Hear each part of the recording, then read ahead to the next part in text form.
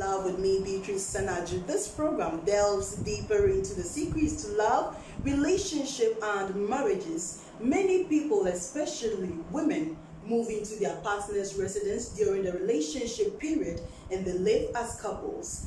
These persons break up along the way after years of staying together.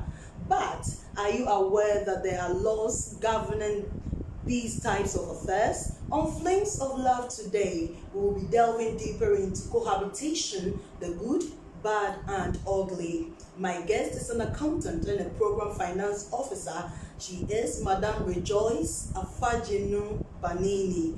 And of course, I have with me the Prophet George Alan Drummond, a pastor and a counselor. Welcome, ladies and gentlemen. Thank you. Thank you. So, how was your week been like? Not bad. And Always swimming in the grace of the Lord. We thank God. We thank God for grace and protection over the week. So today we are going straight to the point. We are looking at cohabitation. So I want to find out, when we say cohabitation, what at all it is. Okay, so from my point of view, the simple thing I'll say about cohabitation is a woman moving to live with a man that she is not married to. Okay. Or it can be the reverse. You can have men who move from wherever to live with a woman who has a place of her own, or she's rented a place or something, but the man doesn't have a place of his own. And so they both agree, and then the man moves in to join the woman, and then the two of them are there together, but they are not legally married. Okay, perfect. I'm not far from what she's saying.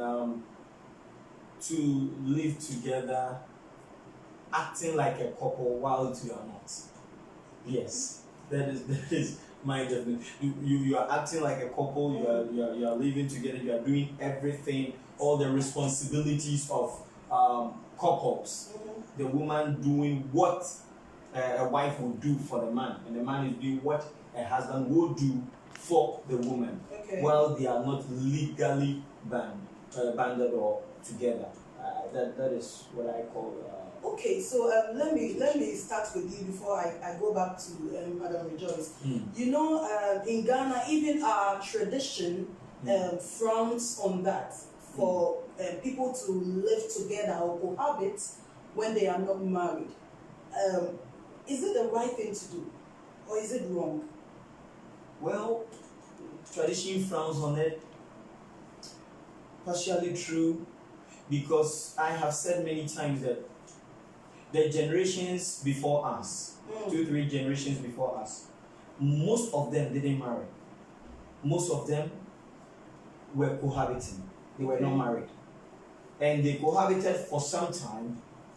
Everybody began to call them husband and wife. When we are to draw the curtain and to look deeper than what we are seeing, we realize that most of our parents were never legally married. They met, they gave birth, and everybody called them Mr. and Mrs. Everybody saw them to be husband and wife. I mean, we are even trying very well these days to be doing the right thing, even those people disagree with me. All right? I think that it has plus and minuses when you are going into cohabitation. It may be right for somebody, it may be very, very wrong for some other person, depending on the dynamics of those involved. So it can be good, it can be very bad. Okay, Madam Rejoice, is it a wrong practice? In my opinion, I believe it's a wrong practice. Why? The reason why I will say that is because for us to cohabit has a lot of negative effects. Okay. It is not just about the people who are cohabiting. It involves every other person that is around them. And should they have children, it affects the children as well. Okay. So for me, I will always encourage ladies and gentlemen to always ensure that they go through the right process. Okay. If you want to live together, go through the process. The marriage is not the ceremony. It's not all the fancy things we see happening in these days. He mentioned that our parents just met, they live together and all that. But from my point of view, I would say that our parents just didn't meet and cohabited. Mm-hmm. They saw their families. Okay. They saw their families. Their families met. They know that this man and this woman are together. Maybe it was just a bottle of drink. They did some introduction or whatever. The two families have agreed that my son and my daughter are living together and they are living here. And so it is accepted by family. That is what they call the traditional marriage that today everybody says is an engagement. Okay. So for me, I believe that if you want to live together, just do a simple thing. The two families come together, they agree that, okay, my son should get married to my daughter. Then, if you are Christians, you go to your church, speak with your pastor. You can do your small thing, your parents in the pastor's office. You go to the ring, you register, and then you sign your certificate, and you are gone. Like it's happening in this day of COVID. People are doing their thing. Those who really want to get married are getting married. Okay. So for me, in my opinion, I see cohabitation to be a wrong thing, and even from the perspective of the Bible. Okay. If you are living together, there are so many things you will do, and the Bible frowns against them. So that is what I would say. Okay, so now let's look at the push factors. What are some of the factors that lead women, especially because most of the time you would see that it's the women that are moving into their partner's house, and it's not. And when we are looking at percentages, it would be like 20 for the men and maybe 80 for the women. So what really pushes the agenda? Okay. Before I come to your question, I still stand by the point that most of the earlier generations didn't even see family members. They got their partners pregnant, they started living together, and they were seen as marriage. That is what brought up the issue of, in our parents, in Kwasiabuosa, where, let's say, you don't marry the person, and you give birth with the person. Then the family wanting to punish you, they demand certain things from you. Or if you don't marry the person and the person dies whilst living with you, then they tell you to come and marry the person. Because it was a thing there. It was something that was happening. I'm telling you, most of the people in the earlier generations, they didn't do it. They gave birth and they stayed. Many of them, in fact, and I understand her point about the children, but listen, when you give birth, when we are cohabiting and we give birth, our child knows the mother and father. That's all the child knows. Whether there is marriage or not, the child doesn't mind. And I mean, the moment we begin to live together 1 month, 2 months, 3 months, 1 year, 2 years, 3 years, even the people around us will tell you, hey, is your husband in the house? Oh, I just saw your wife. Oh. Even the people begin to accept it. The people themselves will begin to accept it. So I am not saying that should be the thing, but I am saying that it happens, it has happened, and it is not that in our generation that it is happening. I don't know, but I don't like the part where normally when we are talking about, in quotes, bad things or negative stuff, we push it on the current generation as if the previous one was doing better. No, whatever we are doing, we learn it from them. Just that ours is publicized much more than theirs. You understand me? Now, with what pushes people is tradition, customs, and societal pressure. Because today, if I want to get married, I have to go through what do we call it? A line of stuff. I have to go to her parents, and then the parents who are not going to be in the marriage with me are going to determine whether they like me or not.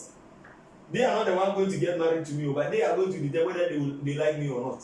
There are people that are cohabiting not because they cannot afford the marriage, but because the parents of the lady or the guy have rejected them. Mm-hmm. There are those who are cohabiting not because they don't want to marry, they want to marry, but they don't have the means. And they don't have the means because there is somebody somewhere who says that I've given birth, I believe in tradition, I've spent on my child, therefore I have to write a list for you. And if you can't buy the things on the list, then you are not ready to marry. You love each other, you want to be together, and the your age keep going and all of that. By the time you realize if one of you has his or her own place, you end up together. There are those also who come from different regions into, let's say, from Accra to Kumasi, you met somebody there, you don't really have a place, and the person has a place. By the time you realize, you end up living together. Somebody from maybe Cape Coast comes to Accra and meets you. By the time you realize, you are living together. So some of them is circumstantial. Some are also deliberate. But I speak for those that are it happened circumstantially, where they didn't really have the means to rent their own place, and they have a boyfriend or a girlfriend in the beginning. So like, I'm patching with you, but hey, my boyfriend, I'm patching, a lady patching with their boyfriend. By the time we realize it's like marriage, so everybody will begin to address the two of you, husband and wife. And if you don't separate, then hey, you are husband and wife, even though you have not signed any paper or gone through any legal stuff. So it's not that this generation, they just want to go and be with somebody. There are circumstances. Let's not even talk about the generational aspects. I want us to deal with the issues as they are without referring to the old or we the younger generation. Now, before I come to the laws, Madam Rejoice, what are some of the factors that you think that pushes women into go and cohabit with their partners? Okay, in my opinion, some of the factors I see to be peer pressure. Okay. And sometimes lack. And also issues with culture and maybe not being loved. Okay. They do not have that kind of love they are looking for from their family or from their parents. Okay. And so a man begins to show them the kind of love they think that is what they want or that is what they are expecting, but they are not getting from their families, they are not getting from people around them, they are not getting from their parents. And so they find somebody who shows them just a bit of love.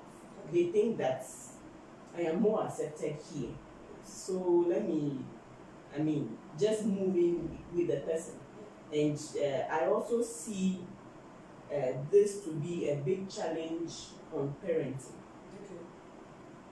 Okay, so basically these are some of the things I think, aside what he said, I think that some of the things that will push a young lady especially to move in to go and live with a man she's not married to. Okay, so let's look at this. There's this assertion that cohabitation will enable you to know each other well. Does it hold some truth? We tend to program it in a way that cohabitation is only done by, let's say, it only happens when the lady moves into the guy's place. Mm-hmm. Well, it's happening that way because, especially in our part of the world, in fact, even around the world, you realize that with the exception of few cultures and few traditions, you realize that it's the man that is supposed to have a place, even if you are married, for you to be together. So most often, you are even looked down upon when you the guy is to move into the lady's place. So most often it's the guy that pushes to have a place.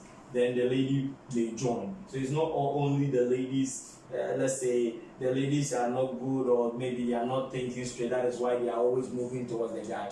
Most often, the guys push harder to have a place, because to a man, having your own space is the greatest independence. Even if it's a kiosk and you own it and you say that I have a key to this place, it's a great thing for you. So every guy pushes very hard. I mean, most often the lady will relax. Okay, me cry. Let me relax when I get married. Then I will move to my husband's home. Or maybe because of job and my job is far away, maybe I have to get or get my parents' home. We don't have much space. It's small, very small. Even that one, but they are reluctant in doing that. Okay. Coming to this, I sincerely believe, I believe that with cohabitation and our society and how we handle it, we make it seem as if it is so evil. But the truth is that when you live with people, you get to really see them.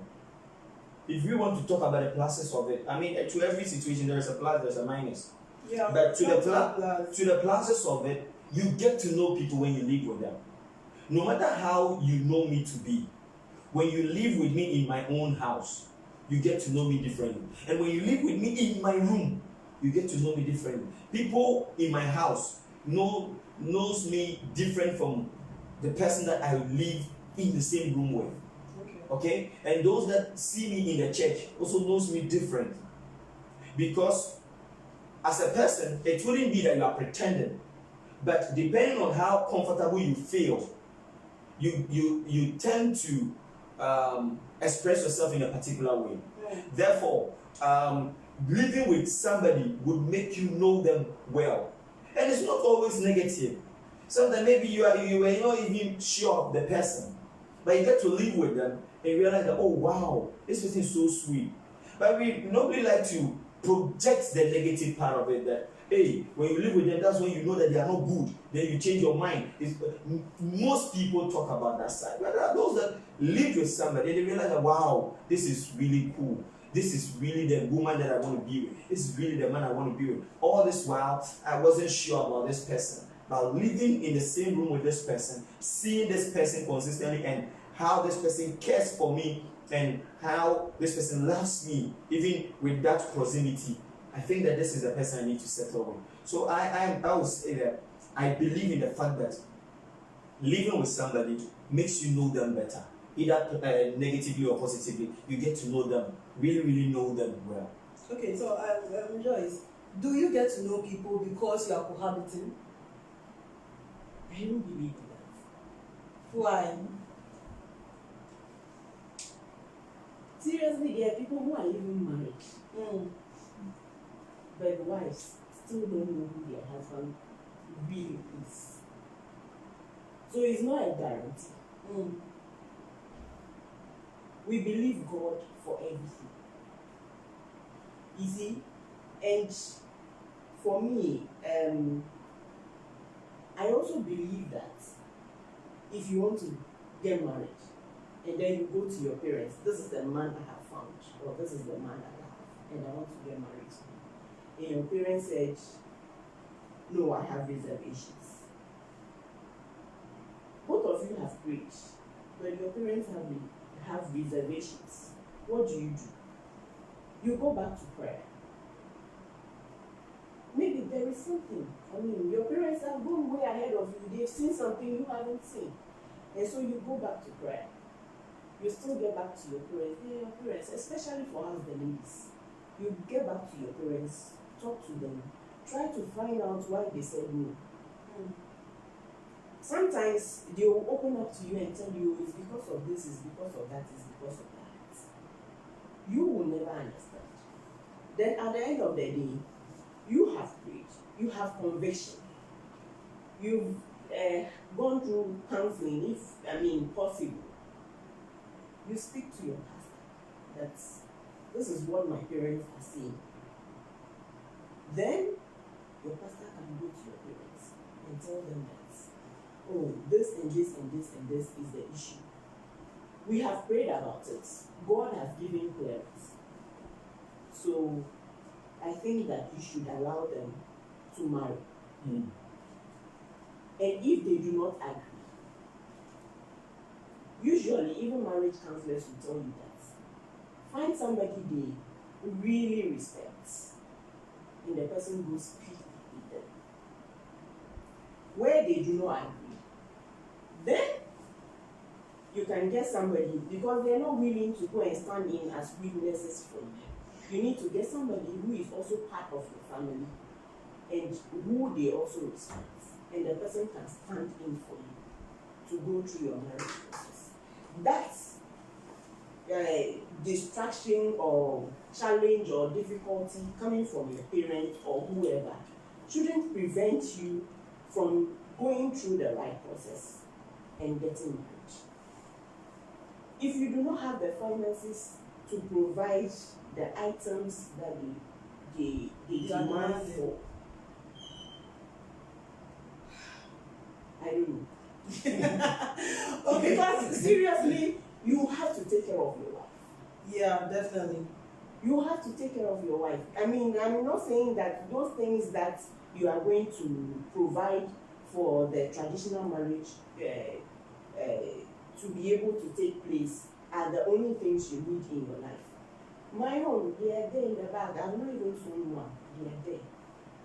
I had a lot of things. I'm still using them. I'm buying new ones every day. Okay? But they're just requirements. Sometimes it's just for you to show commitment that you can take care of somebody's daughter. Mm-hmm. If you don't have a place of your own, if you go and take this lady, where will you sleep with her? So, for me, my point of view, it is very necessary and it is important to do the right thing. Small, very small, 4 people, 2 witnesses from each side, and you are good to go. You don't need to go anywhere. Even the law says it today that when 2 of you are cohabiting for 5 years, the law sees it as a legal marriage.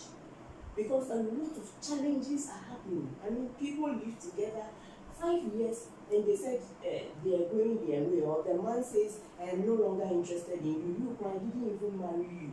Meanwhile, both of you have struggled together. You've put the family together, and then they just sack the woman. She goes, and some of them, for me, if I should be in that position, when I am leaving, I'll carry my children, I'll leave. And so the woman go with the children, and they are struggling. Yeah. They are always the ones That's who are disadvantaged. So for me, in my opinion, I think that it is very important to go through the right process and live together as a married couple. Do not cohabit. Okay, so on the note of, she has touched on the laws. I wanted us to talk about it later, but once she has spoken about the law, Prophet, the laws governing cohabitation, let's delve a little bit deeper into it, because when I was researching today, and she also drew my attention to it, and I was reading, I realized that there are so many things that people don't know, they are not aware of. And a lot of women are suffering because after dating for 5 years and cohabiting with a man, you do everything for the person, like you are a wife. And at the end of the day, there is a breakup, or we don't understand it ourselves and we want to move, the woman will just move without having a penny. And at the end of the day, there are children, the children will also suffer. It's not only the woman that is suffering. So let's throw more light on that part. The law, what does it say? What are the benefits? I have said this. I think she partly agrees with what I said some weeks ago, a week or so ago, that if you want to marry and your parents are proving stubborn, they don't want to agree, you have gone, maybe tell me why you don't want me to marry this person. We don't want you to marry a pastor. Yeah. We don't want you to marry a pastor. I brought somebody to talk to you. You said no. I just don't want my child to marry a pastor. Another person speaks to you, you said no. go ahead and do the legal thing. Go and sign. I believe in doing it the legal way, because I know a lot of women that have struggled because of this. Before the law came, I mean, they even built houses with their partners, and because they were not legally married, there was nothing for them. I think that because of the PNDC law, the kids had parts, but the wives, the women that lived with them, they didn't have anything. I am happy that this law came, but this law is not only for the men, because most of it is not only for the women. You see, most often when it comes to even domestic violence, even when a woman is beating a man, he doesn't report, because in our society it's shameful. The same way, if a man is living with a woman and the woman is well-to-do than a man, and there is separation, the man even feels shy going after something from the woman. Okay. Then society frowns on it that you see. So there are guys also that help the ladies. I know a guy that paid the ladies school fees, helped them through school. The lady got to work. The guy is a mechanic. You see, they are still not married up to today. So imagine, she has started a job. She has, I think, 2008 or 2009 something. About this mechanic. Imagine the mechanic is not getting a job. Cars to repair, and this lady gets a bigger job because of her degree and begins to get money. Now they are parting ways. Who has gained?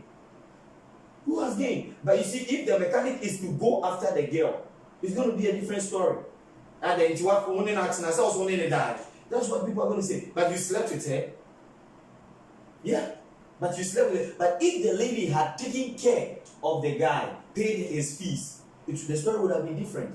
So most often, when we look at these laws and these things, we look at how it protects the lady. Of course, because it's the women that are fragile. And you see, the percentage, when you look at the percentage, it's not that wide when you look at men's suffering. Men are suffering, Papa. They are not saying it. Men are really, really suffering. No, in terms of cohabitation. If I am with you, God forbid, and your husband does something for you, it is easier for you to tell me than if my wife slaps me, that I'll tell you. You understand me? Of course. It is easier for you to tell your brother that your husband, God forbid, touched you, than for your brother to come and tell you that my wife slapped me. Because of our society. So men are really, a lot of men are suffering. When you hear kum kum kum in their room, their wives are beating them. But they can't say it. They don't even have the courage to walk to doors and say that my wife beat me, or my wife did this to me, or that to me. So the society had painted a picture that it's only the ladies that are struggling. I'm not saying they aren't. I was raised by a single parent. In fact, before my mom gave birth to me, she and my dad weren't anymore.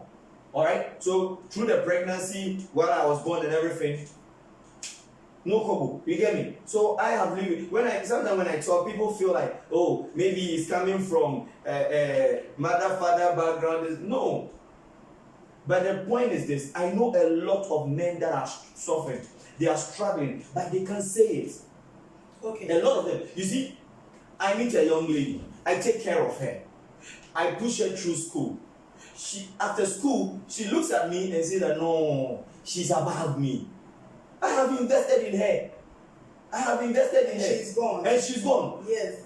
You see, when I say that, people say, but you slept with her. That is what people will say. But if she was the one maybe sewing or doing hairdressing and pushed me through school, and after 5 years I was to leave her, the situation would have been different. So the law, I support the law. I am happy because it protects a lot of women.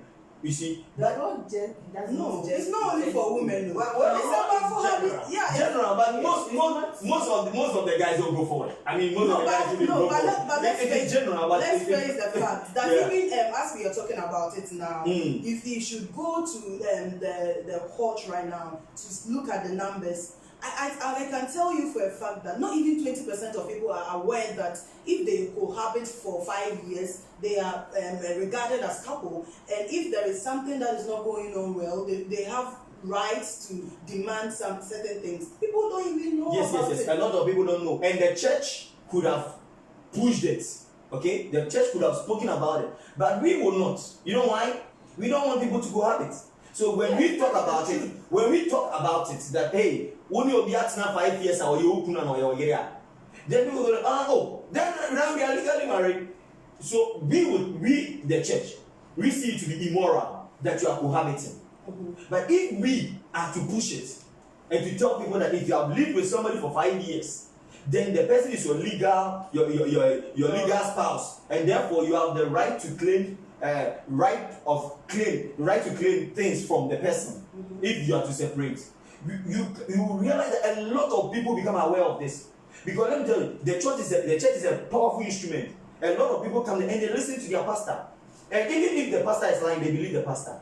So you must understand that if the pastors who know this are to tell the members, a lot of people will be aware of this, but we wouldn't say it because it goes against us and our beliefs. So we won't say it. But maybe now we need to leave it to the national civic education. We need to leave it because I am saying that if we are to push this in the church, telling them that we see preaching it to them that I'm not telling you to go and cohabit, but if you have cohabited for 5 years, you are legally married to this person. Because I know a lot of people on the next now they have given birth 2, 3, okay, and still they don't regard themselves in their mind as legally married.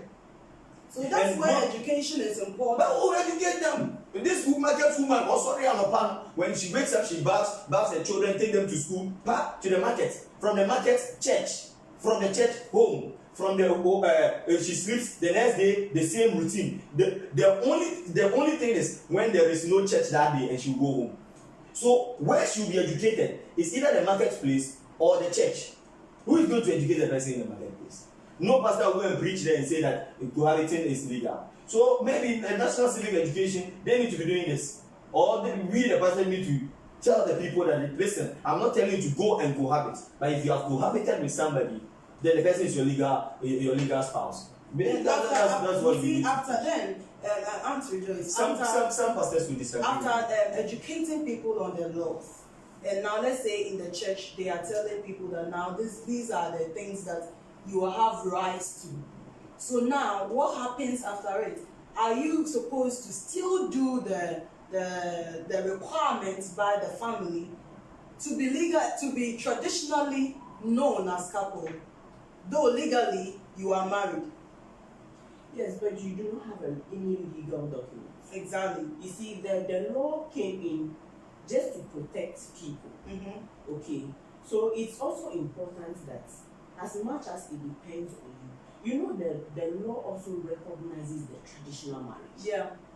And so for me, before I did my traditional marriage, I had to go to AM to go and inform them that myself and my husband to be intends to get married.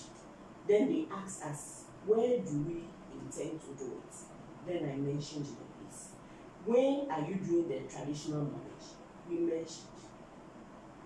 Okay, so after the traditional marriage, are you going to do the white wedding in the church? We said yes. Is your church registered to do that? We said yes. After everything, we paid some amount of money, and then we were given a certificate to present to our church. Because the church already has the marriage certificate. So when we presented that other certificate from AMA to church, to Water Garden, then when the day of our ceremony came, they had already filled everything and we just had to go and sign. So it's important. I mean, it doesn't cost a lot of money to go get a legal document to support your marriage. So it's important. As far as the law has been made to protect us, we as individuals, we also need to, as much as possible, do the right thing. Respect your parents. Respect. It's an honor. Give them that honor. So it's very important. The law has been made to take care of the loopholes that we have. Okay. But it's also important that we also respect ourselves, respect our parents, and respect the laws and the rules that are governing our nation, and we should respect our culture. Culture is beautiful. Culture is not evil. I'm not talking about the evil things that people do. Our culture is beautiful. Our traditional marriages are nice. That is where you get to hear things. I mean, you attend somebody's traditional marriage and you hear some things and you're like, really, this is good, this is great. Please, it's important. Okay, so I posted on our Facebook page, like we always do it. We have the Let's Dialogue session on Flames of Love, and these are some of the messages some people sent, and I want to read some of the comments. Muhammad Muftar Bako says, "Me pa dear, religion has worried us so." And Me Blessing says, "It's good pa. You want to know why?" Okay, so I asked why he didn't come back. Then Conrad Kakraba says, "Plain bad." Then Raphael Senaji said, "From my point of view, it's good because it gives room to each other very, very, very well. You can push them to the wall to see their wrong side and also learn a lot about each other. In this case, there are no surprises after marriage. Please, my candidate." His mindset is wrong. I mean, why should you even push the person? You see, it's like I'm not a thief, and you are deliberately trapping me. If you trap me and I steal it, it's not that I am a thief. You did it. It's your fault. It's your fault. I mean, your husband is faithful, and you deliberately push ladies, go and tempt him. Go and take. You pay somebody to go and tempt him, and he slept with the person and said that he's the humanizer. You did it. Why would you say that I would push the person? You shouldn't push the person. Okay, so there was a banter. Someone said, my brother, never be deceived. A person who intends to hide their true self will do it no matter where, how, why, and what. I know of a lady who divorced recently because she found out the first time that her husband of 7 years lived as boyfriend and girlfriend for years and finally married is a weed and cocaine smoker. So then I said, wow. This is huge. The lady is dumb. Then I asked, so when I said wow, then she said that yes, when the family met the man, he has been smoking since 15 years ago, and he thought his wife knew. The lady this tester is talking about is dumb. Why? You can't live with somebody as boyfriend and girlfriend. Let's say you are not even cohabiting, you are with a person. You didn't see it. And you are living with a person for 7 years and you didn't see it. What have you been looking at? How do you live with a person? How do you communicate? What if by the time you come back, the person has already done it and sprayed the room and opened everything? You don't need spray. You see, when you marry people, there are things about them that you get to know. When I get close to you, you get to know things about me. How? When you are living with somebody, it's different when you say the person is a drug dealer. It's different. But when the person is a drug user, you know it. Everybody that has been with somebody that uses it, they know. They know. Everybody, they know. If they sell, they can go out, they do it in a hiding. You may not know. It's concealed. But if they use it, it is something that goes into them. You get to know. You would know. 7 years you live together in a room, you will know. And even they were doing it, and the person said that the said person was doing it from 15 years when that person was a boy till that time. No, you will know. If you didn't know, then you are down. But seriously, there are some people who are very nice. Yeah, okay. Yes. Because you will see some signs. Yes, but if the person is naive and the person doesn't know, if I see that the person's lips is black or his tongue is black, it means that the person smokes.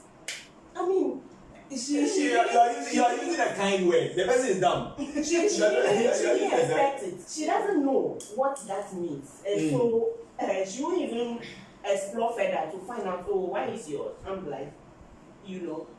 So Okay, so you are using a very beautiful word. Rapapa says, my take on cohabitation before marriage. The truth is, It changes nothing because character-wise, people are good at pretending. Yeah. Morally, it's an individual choice.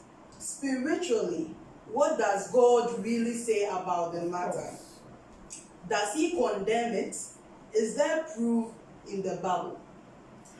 In the Bible, cohabitation, I have not seen anything that is against it. But you see, the moment we talk about cohabitation, all our minds run to sex before marriage. That's where our minds run to. But if we can separate it, then cohabitation is nothing. It's nothing. Then how can you live with a The man best without sleeping. No, but sleeping with a person is presumptuous. We are assuming that the fact that they are living together, they are sleeping. But It's an assumption. once you have a feeling for the person, No, it's an assumption.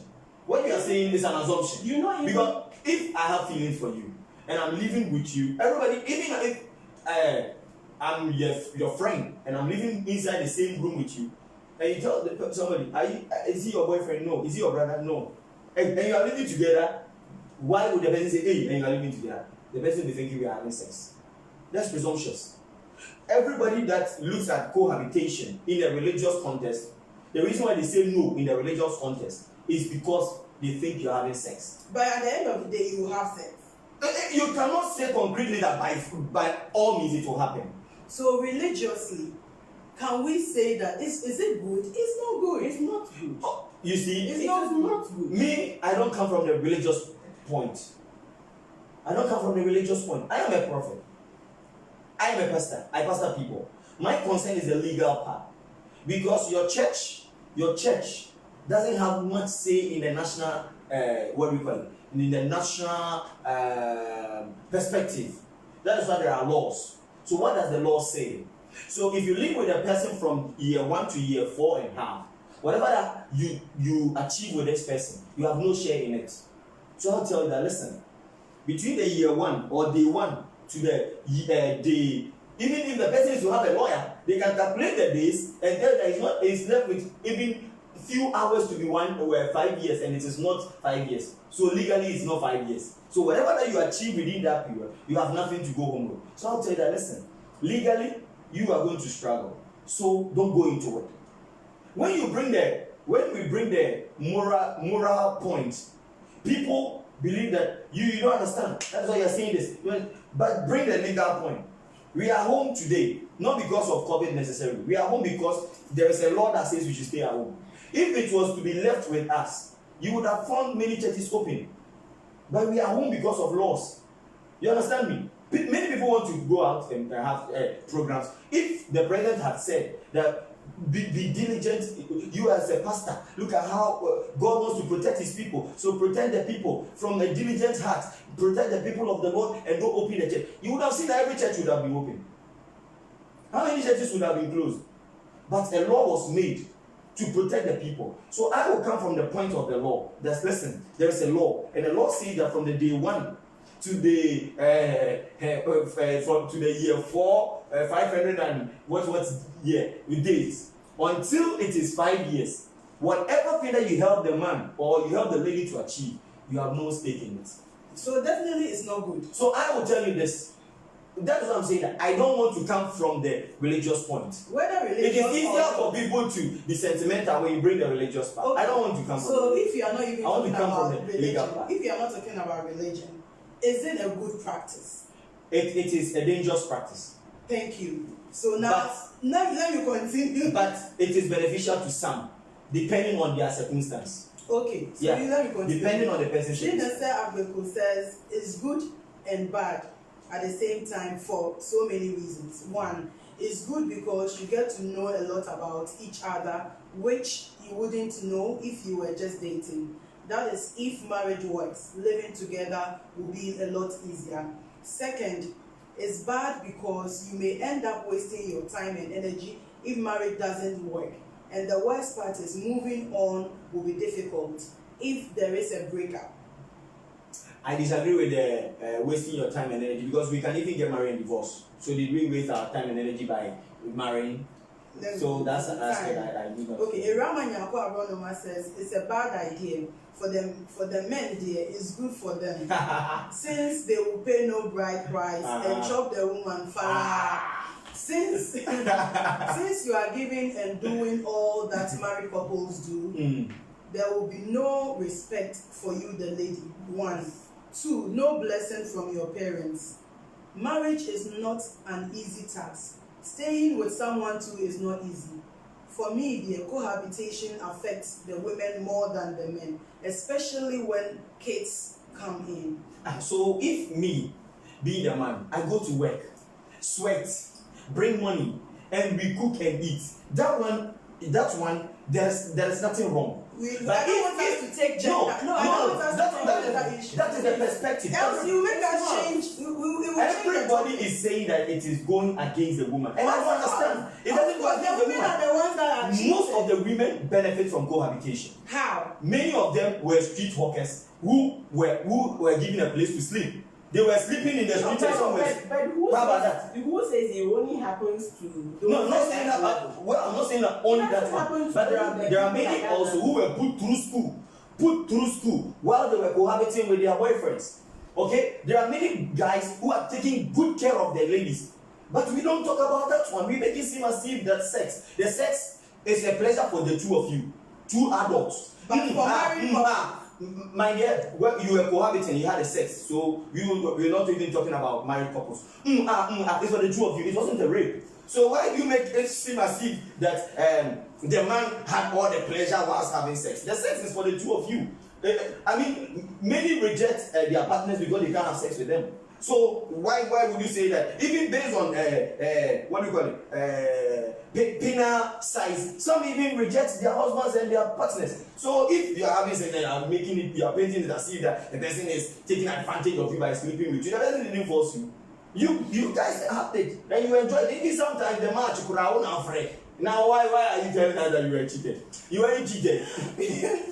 You let me continue. We will come back to that because the women are the most affected. Whether you like it or not, it's the women. I disagree 100%. We will come back to that. Totally, I disagree. Salem Ahmed, TTM says that you are right too, but what I don't understand is with sex, everyone, I mean both parties enjoy. Bingo. Or have some bit of satisfaction, no matter the level of percentage you get from it. Like also, that comment for me. Also, like sex everybody thing, like that comment for me. Also, the sex thing comes into play with regrets when the guy dumps you for another, and the children involved in becomes dangerous. Dangerous. Yeah. Okay, so the lady can also dump the guy. You see, don't let it seem as if. Is the guy going to? You see, No, is the guy. Don't make it seem as if that the guys always dump the ladies and the ladies also dump the the most painful one is that when the lady has gotten to a level and you the guy are not risen to that place and the lady leaves you for somebody who is bigger and better than you don't make it seem as if that is the ladies that are suffering. The men are really suffering. Okay, so this is sense of love and it's getting hotter and hotter. I want to find out, is cohabitation a license to marriage? When I cohabit with you, does it mean the man will marry you? It's not. Okay. It's not a license to marry. The man is at liberty to do anything. You are living with him, he now finds out that, okay, my mother doesn't do this, and you are doing that. Or I want it done this way, and you are doing it that way. If you were married, you would have spoken about it. Even before you marry, that will be discussed at the counseling level. So you would have resolved all the issues, most of them, before you get married. Okay. That is why it is also important to go through counseling before you marry. Okay. So if your church is not providing counseling for you, or you know somebody who is a very good marriage counselor, even if your church is providing counseling, it is important that you, go through the counseling process. It helps you to know what to expect. There are some of the things you will never see them until you get in there. So if all those things happen, you're able to resolve most of the issues and deal with them. You know how to handle them before you get into the marriage. So cohabitation is not the license to marry. Is it the license to marriage? Okay. I would come from this. I think that somebody asked me this somewhere, and I have to clear this. I have never said that, before I come to your point, I have never said that you should disrespect your parents when you are going to marry. That's not what I've said. I am saying that if you go to them that this is the person I want to marry, and they say that we don't like the person, you ask them, why do you not like the person? If the excuse they give you is, he's an Ewe, she's an Asante, she's this tribal grounds, he's a pastor, so I don't like a pastor, I don't like this. Find somebody to talk to them. But if they are hardcore liners that they say that this is what we really want, you are two adults, because children don't marry and adults make decisions for themselves. You do not go and seek permission from your parents to marry. That point I stand with. You are an adult. You only go and announce to them. You do not go and seek permission, because you are going to marry. They are not going to marry you or going to marry for you. You don't go and seek permission. You go and tell them. You go and make an announcement. And if they have any misgivings about the said person, they call you aside. They tell you, this person, we think that because of A, B, C, D, so don't go into it, or wait a bit, study the person a bit and all of that. But not to make it as their choice that we have a different person and we want to give this person. You cannot impose anybody on somebody. Let's go straight to today's point. Today's point. No, because somebody asked me, somebody that watched the program asked me. So, and I think this one time I went through that particular program and the comment, and I think that people thought that I said you should disrespect your parents. I didn't say that. And I like the fact that the point that she raised, that listen, you can go to the AMA and even the certificate and all of that, I don't think it's even up to 200 cedis. It's not up to 200 cedis. But this whole tradition is built beautiful. You can legally get married spending less than 200 cedis. Then when you have the means, you can have the ceremony. Right now we have made the whole thing complex to understand that you need to do traditional marriage and do ordinance. How can you marry twice? No, it's not marriage. Because the ordinance marriage is a type of marriage in our law. The Mohammedan marriage is a type, and the traditional marriage is a type. So if you do the traditional and you do the ordinance cancels the traditional. That's what I'm telling you. So if you want to do ordinance, do ordinance. If you want to do traditional, do traditional. No. People are struggling. You rent chairs, you rent you pay people to come and do ABC, play music and all of that for the traditional. Now the church also wants you to come and do that one. The reason why we want you to come and do the ordinance is because when you do the traditional, the man has the chance to marry more than one.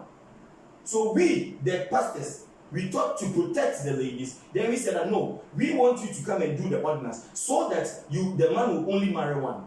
But the traditionalists also said that you cannot pick our relatives and make them not respect our traditions. So we said, okay, no problem. Do the traditional. Afterwards, you do the ordinance.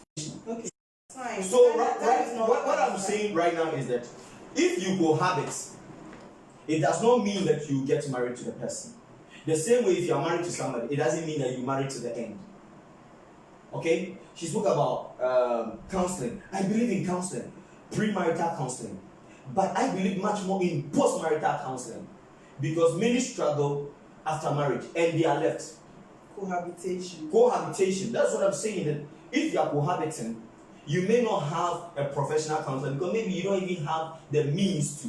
And you can't even tell your pastor because of the box you'll be put into. So you can't even tell your pastor that I'm cohabiting with this person. You get me? Because they might even at once say that you are sinning and the whole thing will become a different ball game. Alright? But if you are cohabiting, there is nothing that guarantees that you are going to be married. And there is nothing that guarantees that you are not going to be married. She said something, and I love it, that if you are not married, it is easier to part ways than when you are married. than when you are married. Because when you are married, there are issues that happen, and you will try and resolve it because you are married. But if you are just cohabiting without legally being bonded, you feel like, but nothing is tying me, let me just walk away, even when the issue is not really a complex one. So yes, I would desire that when you are going to be with somebody, you want to live in the same place with somebody, there should be a legal way, a legal merging, there should be a legal bond. The legal is the most important, so that one day none of you would find him or herself wanting. So there is no guarantees with cohabitation or even marriage. Okay, so now let's look at this. Can we say the lack of money is a factor? Poverty is a factor. People cannot rent. Let's say people cannot rent. Let's take Accra for instance. Rent is very high and cost of living is very high. Can we say that it's because of that lead people to move from wherever they are to cohabit with their partners? Where were you living before? You had a place. Even if it is not a good place, you had a place you were laying your head. Is it not just, this one is big enough. I can just, and then wake up, the next day you are asking for whatever you eat and all that. So if you want to live together, I still stand by the point that no matter the financial challenge or whatever, when you guys legally come together, it is much better. You don't have to find two places. You now have one place. So it is important that you try as much as possible to endure. You don't have to put your burden on the man, and the man doesn't. Both of you need to be responsible. If I can bring something home and he can also bring something home, he respects me for what I can bring home. But if you tell me that I am financially challenged and so I'll move to go and live in with the man, he will not even respect you. So financial challenge shouldn't be a guarantee to cohabit. If you have financial challenge, do the simple things you need to do. You love the man, you want to marry him, you want to live with him for the rest of your life. Do the right thing, do the simple right thing, then you live together. Financial challenge shouldn't be an excuse to cohabit. Okay. Cohabiting doesn't solve financial problems. Okay, so before I come to you, let me read these messages. And Mauli Hosu says, finance is also a cause. Okay. Then Caroline says, Beatrice, the show is awesome. Gilly Enim Hall says, cohabitation is beautiful. You get to know yourselves very well. And Manche Akwete says, cohabitation is mostly born out of poverty. Then Eriku says, it's a good program, keep it up. And Manche again says that family history, environment, and culture can't be ruled out when getting married, I think. So, what again? Then Mauli says, I love the show. So let me go back to the Let's Dialogue comments, then we continue from where we stopped. And Esther Frimpong says, it's bad, and the women are mostly affected. This is because after having uncountable sex with you, you will be dumped like a trash, and it's a waste of time and energy. Then Prince Peace Spidey says, some women say the guy will benefit from the free sex, but forget to add that some broke-ass women will also chop the man's money free and leave. Hey, this matter, eh? Okay, then Salem went to comment under his own that good point. These days, the ladies forget that money and sex goes hand in hand. Hey, you people. Okay, so now let's continue. So let's look at this cohabitation. I mean, most people are talking about women being the worst affected. Are they really the worst affected? Seriously, they are the worst affected. it is marginal. Like you can put a degree to it. Because there are men who also get badly affected. For instance, what he was talking about a man putting a lady through school, which I personally found because the man is not your father. The man is not your father. And the fact that you have seen the lady through school doesn't mean that she should by all means marry you. Likewise, there are some ladies who also see men through school. I mean, I have had somebody who had that experience, a lady. She is a hard-working lady. She supports the guys who come her way, and then when they rise and get there, they think that she's no longer my class. Well, this lady is, she speaks good English. She cares them. It's just that she also didn't go the right way. When the parents were advising her, she didn't listen.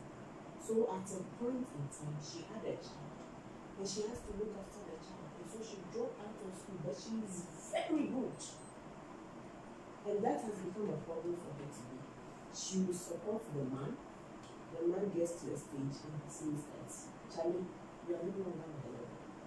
So it's not a guarantee. It's not a guarantee at all. I see. Well, you didn't come to me, so I will still address this side of the money. You see, if I am dating a girl, she is a help in, let's say, my next house or next dwelling, maybe in the neighborhood.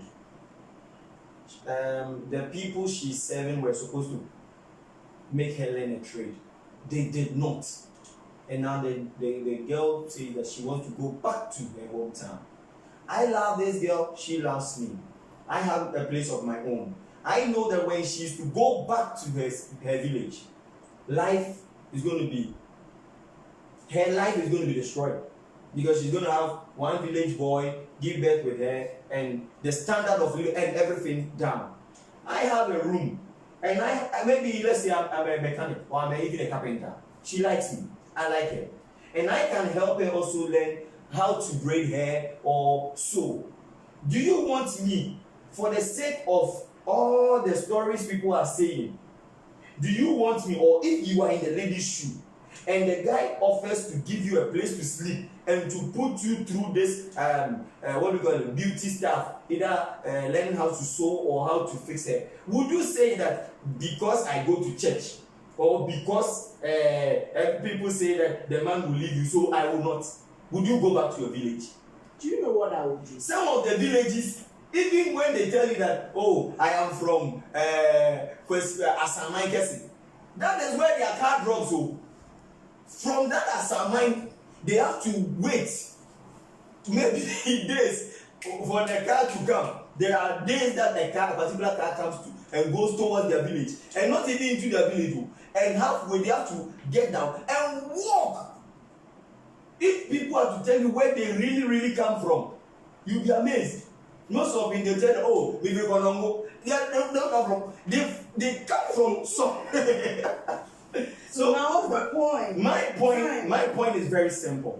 That listen, there are some circumstances that will necessitate this. That you have no other choice than to live with a person. Sincerely speaking, where were you living? If I meet a girl, let's say I'm what do we call it? I'm a scrap dealer. I meet a Kayayu. Yes, I've watched your stories on GBC where you doing the Kayayu story. Look at where they sleep. So as a scrap dealer, and I even have these wooden structures at Abublushi. And I started dating a Kayayu. Should I let the Kayayu sleep by the street? Should I let that girl sleep by the street? Knowing from your story, I got to know that some of them sometimes they are raped, sometimes they are attacked, and they have to be paying for protection and all of that. Do I want my girlfriend to be sleeping on the street with this entomtum and all of that? You see, sometimes there are circumstances. We can be very pious, and we are very, very sanctimonious. Hey, I'm a Christian. You see, this is against the Christian. This is, but sometimes the reality on the ground is different. I am dating a girl whose rent is due. She genuinely do not have the money to re-rent the place, and she's being thrown out. The only option is to go back to her hometown. Do you think that I would want her to go to her hometown? And if you were to be in her shoes, would you go back to your hometown or you stay with your boyfriend? You see, that's what I said from the beginning. So now what if you don't have a boyfriend? No, that's what I said from the beginning, that some, they do it deliberately, and that is not what I support. I said that there are those that they get into it circumstantially. And I think one man said that financial. See, yes, finances can push you into it. It can really push you into it. So then, if it will push you into it, can't the two of you agree? At least you can go and do koko or something with just a drink, and you call your pastor to bless it, or whoever to bless it for you. Then you people will be together rather than. Is it that we are not living in Ghana here? Exactly. I am living in Ghana. This thing that you are telling me, you see, these two street hawkers, one selling yogurt, one selling a binkra pie in the streets, and this guy sleeps in one of these wooden structures. The lady sleeps by the street, and we started dating, and I've made you come and live with me. With the job we are doing and what is going on at that moment, we can feed ourselves by traveling together to our hometown. And he said we are going to do koko. We can. It wouldn't even cross our minds. You see, sometimes we want to paint the picture differently, but the reality on the ground, when you meet them, when you talk to them, I talk to a lot of people. It's not that they don't want to do the right thing. Most of the people that they cohabited or are cohabiting, they really want to do the right thing. They really, really want to do the right thing. They want to marry. They really want to marry. Most of them is financial constraint. Or there is some parents somewhere who say that I will not let you marry the person that I am not going to live with, but you are rather going to live with. Okay, so let's look at the disadvantages and the way forward. Then we get out of your way. What are some of the disadvantages, not only to the woman, but cohabitation? What disadvantages do you see? Okay, so from my point of view, if you are living together and you are not married,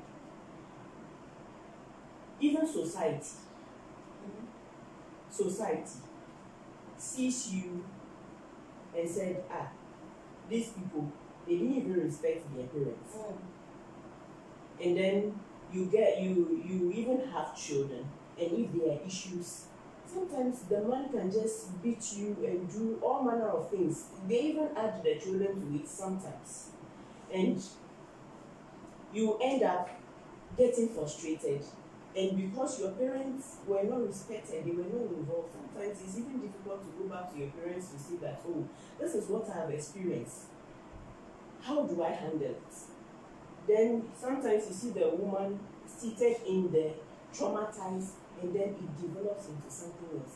There are some women who are walking our streets and we see them as going off and all that. It's not because of anything. Sometimes it's because of some of these issues.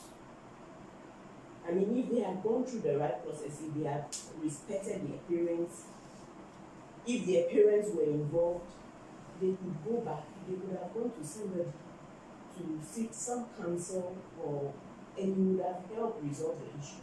But that wasn't done because they didn't go through the right process.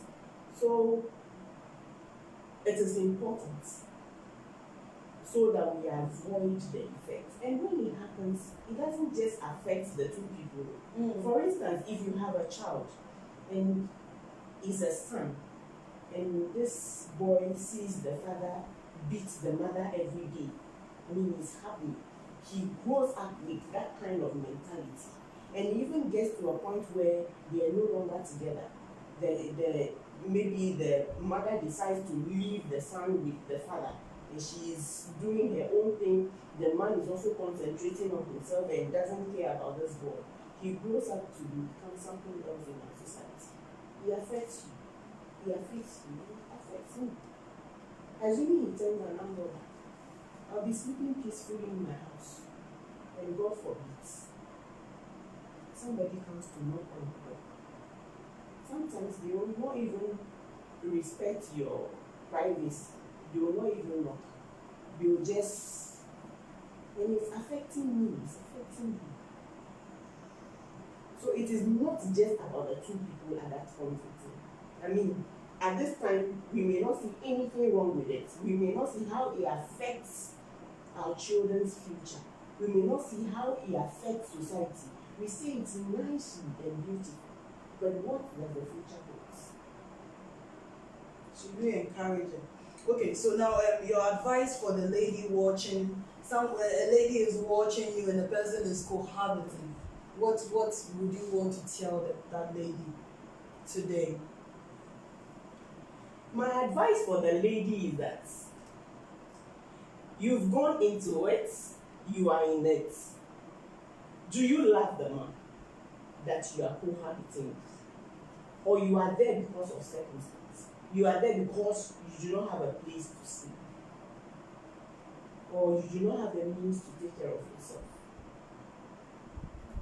If you genuinely love the man, support him and let both of you do the right thing. Bring honor to yourself and bring honor to your parents.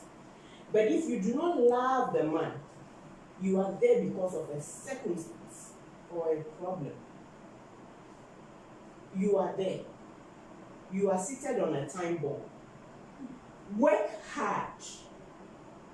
Sit with the man. Let him know that because of so and so and so and so, let the two of you come to an understanding. If possible, speak with a counselor. Tell the person that because of so and so circumstance, that is why I have to move in with so and so man. But I do not genuinely love the man. And I want to separate from him. But I do not want to create a grudge, or I do not want to cause the man pain. Follow the process. See, it even builds a stronger bond. The man may even become like a brother to you, and you may even fight for you most of the time.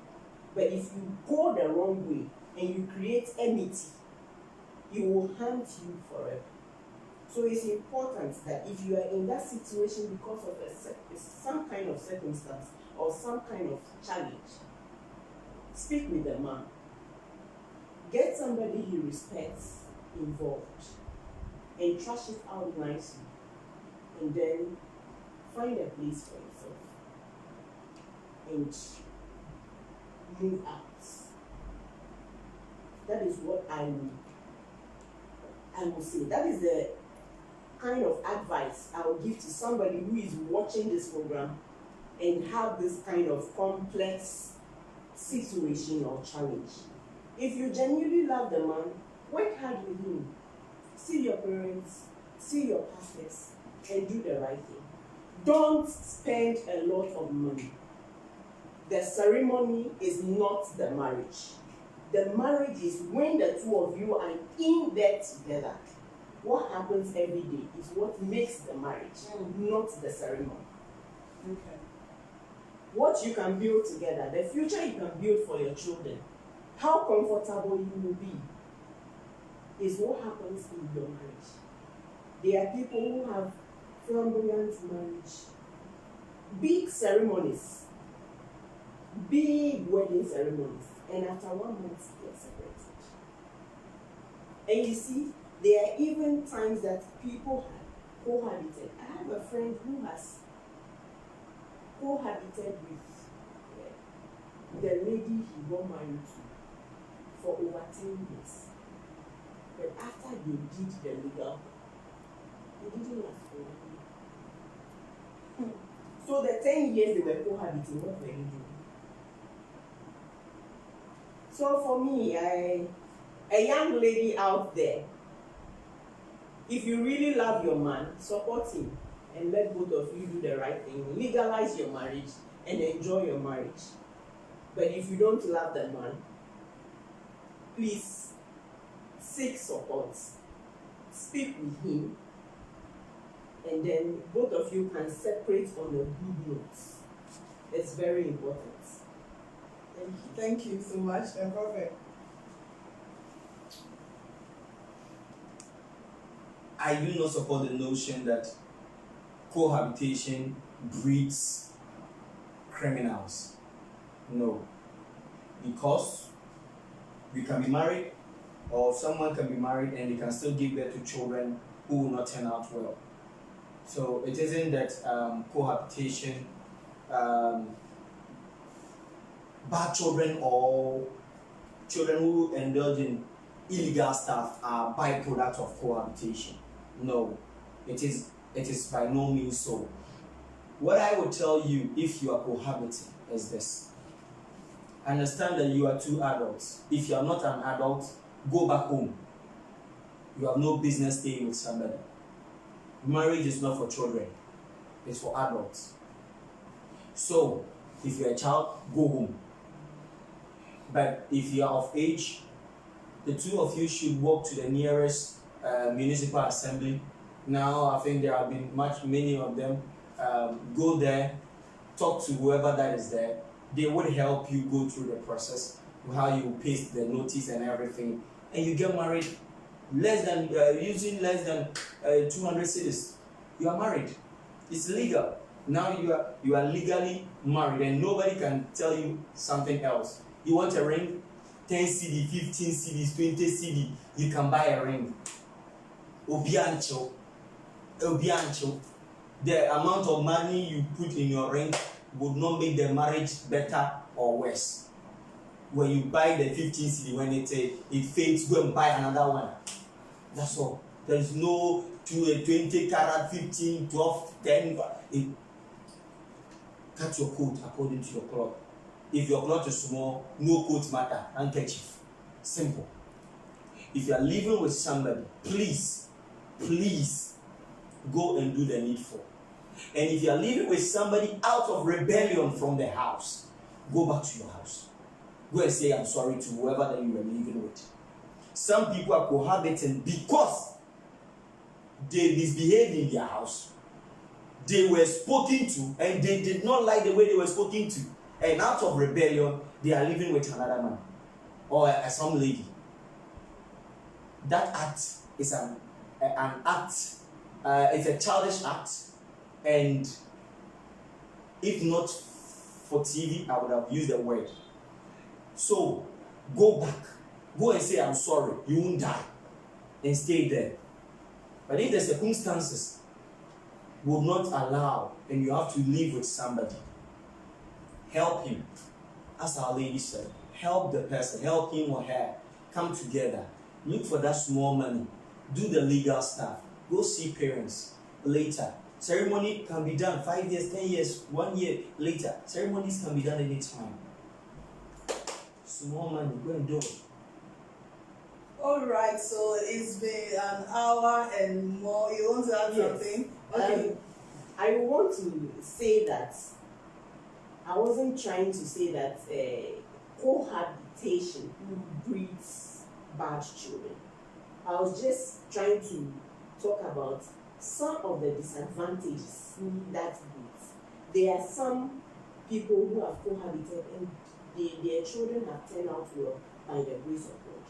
And there are people who are very notable and respectable in our society. I was using that just as an example. I mean, there are some parents who are living together. Even there are some people who are brought up in a Christian home who are also doing a lot of negative things. So, I mean, I do not mean to say that because they were raised in that kind of home, that is why they have become so. But it is also possible that that kind of situation can bring out people who turn out to be vices in our society. That's just what I meant. but not to say that people who bring forth children out of cohabitation breed children who are bad. Please take notes. Okay, so the thing has been clarified, and I understood you perfectly well. And we thank God for this session, and thank you so much for joining me. So this is where we draw the curtain on today's program. We spoke about cohabitation, and we have delved deeper into the laws, and we have spoken about the religious aspect, traditional aspects, and all that. All we are trying to say is that if you can't afford a big wedding, a big marriage, whatever ceremony, just support your man. Work harder. Sometimes it's not about the man doing everything. You can also work to support the man so that you will move out of that situation. Cohabitation, whether we like it or not, affects all of us, especially the women. So let's place value on ourselves. If you love the man, go work and support the man. If it's a small ceremony, you go to the court and sign, you call a pastor to bless it. At the end of the day, you are married. You are married. Legally married. So don't let anyone fool you. Don't let society dictate to you. Whatever it is, go back, talk to people who have been in this situation for long, people who have married for long. Let them guide you, let a counselor give you some advice so that you will know what to do. Whether you are cohabiting because of money or not, everything is possible unless you don't want to do it. When you carry water on your head, at the end of the day, you can get the water money and get some profits. Don't let someone laugh at you and say you won't work. Work and support your man so that the man can also help, and together you'll be husband and wife. Thank you so much for joining us today. We thank you for the Let's Dialogue session. I thank you, Madame Bejoyce. She is a financial, an accountant and a program financial manager. She is a married woman with 2 children. I thank you so much for making time, irrespective of the delay. And I thank you, Prophet, for always coming. And we thank you for everything that you have been doing to make Flames of Love one of the best programs online. Okay, so I can't go without acknowledging some people. My makeup and my hair and my guest makeup was made by Grace Nash Beauty Clinic inside Nansuman Agege. You can contact her for your wedding, naming ceremony, for dinner, birthdays, and all that. Even for photo shoots, you can call her and she will do an excellent job for you. You can get her on 0242 03 6095. 0242 03 6095. And I thank you, Karen, and I thank you, Archie, for designing our flyers. Thank you, Richard, for doing the production work, the camera work. God bless you so much. And I thank you, Mr. Sedden Babs Iceberg, for your support. I thank you all for watching. Make time with us, spend time with us, and watch us here on Facebook Live, same time on Sunday at 4 p.m. You don't want to miss Sunday's show. God bless you and enjoy your weekend. Bye-bye.